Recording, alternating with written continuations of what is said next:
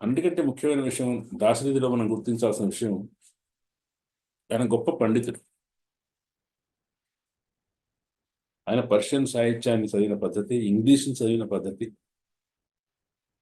అతను ఇతరుల కవిత్వాన్ని, సాహిత్యాన్ని పరిశీలించే పద్ధతి, అర్థం చేసుకునే పద్ధతి చాలా ఆశ్చర్యంగా ఉంటుంది. ఆయన వ్యాసాలు చదివితే, ఆయన యాత్రా స్మృతిలోని కొన్ని ఆ, కొందరు ఇతర కవుల గురించి కూడా రాశాడు.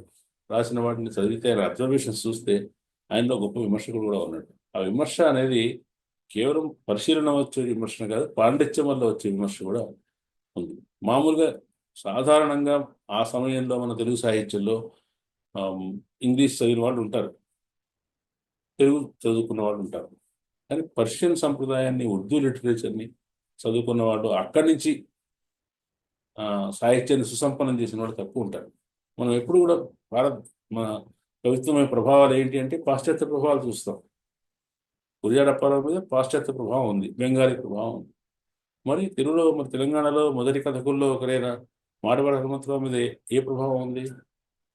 ఆయన మీద ప్రేమచంద్ ప్రభావం ఉంది. ప్రేమచంద్ ఎవరు? ఉర్దూ రైటర్. ఇలా తెలంగాణలో సహజంగానే ఉర్దూ ప్రభావం ఉంటుంది, ఉర్దూ సాహిత్య ప్రభావం ఉంటుంది.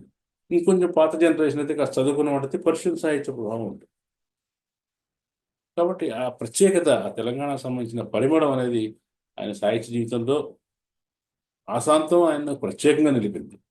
అట్ ద సేమ్ టైం ఆయనకు తెలుగు సాహిత్యంలో ఉన్న పాండిత్యం, ఆయనకు తెలుగు సాహిత్యంలో, ఆయనకు తెలుగు కవిత్వంలో ఉండే భావుకత్వం, భిన్నమైన భావుకత్వం, ఆ భిన్నమైన భావుకత్వం ఆయన సినిమా కవుల్లో విశిష్టమైన కవిగా ఇచ్చి మొత్తం తెలుగు వాళ్ళకి ఆంధ్రప్రదేశ్లో ఆయన ప్రత్యేకమైన కవిగా నిలబెట్టింది.